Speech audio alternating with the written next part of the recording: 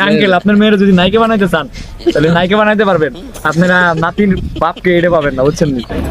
যে দেশে টাকা দিয়ে সার্টিফিকেট কিনে পাওয়া যায় সে দেশে থাকে কি বাদ দিল বেটা লাগাবি না এভাবে না তো, ভাইটা ভাই বলো সার্টিফিকেট টাকা দিয়ে কিনতে পাওয়া যায়, ওই দেশে পড়ালেখা করে ডুব দিয়ে মাছ ধরবি, লাগাবি দেশ। লাগাবি দেশ।